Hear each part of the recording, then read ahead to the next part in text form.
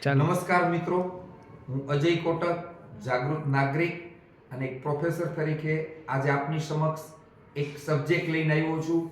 જે સબ્જેક્ટ છે one nation one election, એક રાષ્ટ્ર એક ચૂંટણી. તો દેશની લોકશાહીને મજબૂત બનાવવા માટે, દેશની લોકશાહીને પારદર્શક વહીવટી માટે, દેશ માટે વન નેશન વન ઇલેક્શન જરૂરી છે. જે શું કારણોથી, એનો ઉદ્દેશ શું? તો દેશમાં રાજ્ય વિધાનસભા અને લોકસભાની ચૂંટણી સાથે યોજાય તો દેશ માટે ફાયદાકારક કઈ રીતે છે, એના પોઈન્ટ મુદ્દા હું આજે સમજાવીશ આપને. તો મિત્રો, પ્રથમ મુદ્દો છે વહીવટી નિરંતરતા. વારંવાર ચૂંટણી આવશે. આજે આંધ્રપ્રદેશમાં ચૂંટણી છે, કાલે ગુજરાતમાં ચૂંટણી છે, 6 મહિના પછી તામિલનાડુમાં ચૂંટણી છે, ત્યાર પછી 6 મહિના પછી બંગાળમાં ચૂંટણી છે.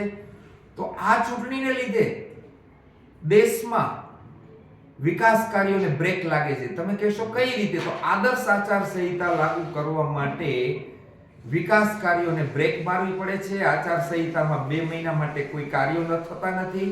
દેશમાં કલેક્ટર સાહેબોને ચૂંટણીમાં ધ્યાન આપવું પડે છે, પોલીસ અધિકારીઓને સુરક્ષામાં ધ્યાન આપવું પડે છે ચૂંટણી બંદોબસ્તને લઈને.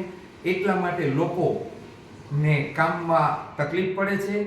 તો એ તકલીફો દૂર થાય, દેશ વિકાસના પંથે અગ્રેસર રહે, એટલા માટે એક જ ચૂંટણી હોય તો ત્યારે સમગ્ર વહીવટી તંત્ર ચૂંટણીમાં લાગી જાય અને પછી બધા વિકાસ કાર્યોમાં લાગી જાય. એ મોટો બેનિફિટ રહે.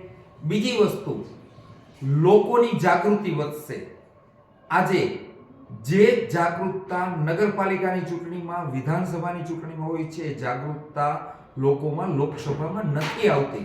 પરંતુ એક જ ચૂંટણી હશે તો લોકોમાં જાગૃતતા આવશે અને લોકો જાગૃત રહેશે, લોકો ચૂંટણીમાં ધ્યાન આપશે અને દેશને સારો વહીવટ આપી શકે એવી સરકાર આપી શકશે. ત્યાર પછી આર્થિક રીતે શું ફાયદો? તો મિત્રો, જ્યારે અલગ અલગ રાજ્યમાં ચૂંટણી હોય, દેશમાં ચૂંટણી ચાલતી હોય, વહીવટી કાર્ય રોકાયેલા હોય, શિક્ષકોનો ઉપયોગ ચૂંટણી તંત્રમાં થતો હોય, તો શિક્ષકો ભણાવવામાં ધ્યાન ના આપી શકે, કલેક્ટર સાહેબો વિકાસના કાર્યોમાં ધ્યાન ના આપી શકે, પોલીસ અધિકારીઓ સુરક્ષામાં ધ્યાન ના આપી શકે અને એને લીધે આર્થિક નુકસાન પણ દેશને જાય છે. પરંતુ એક નેશન એક ચૂંટણી, વન નેશન વન ઇલેક્શન, એક જ ઇલેક્શન આખા દેશમાં સાથે હોય તો સમગ્ર દેશ ચૂંટણી પછી વિકાસના કાર્યોમાં ધ્યાન આપશે અને એને લીધે દેશ ઘણો આગળ વધી શકશે. આ બહુ મહત્વનો પોઈન્ટ છે. તો સૌ નાગરિકોને અપીલ છે કે આપણે સૌ ઈમેલ દ્વારા, પત્ર દ્વારા રાષ્ટ્રપતિ મહોદયાને વિનંતી કરીએ કે one nation one election bill તાત્કાલિક મંજૂર થાય એવી આપણે વિનંતી કરીશું અને દેશને વિકાસના પંથે આગળ લઈ જવામાં મદદરૂપ થઈએ એવી સૌને અભ્યર્થના. ભારત માતા કી જય. વંદે માતરમ.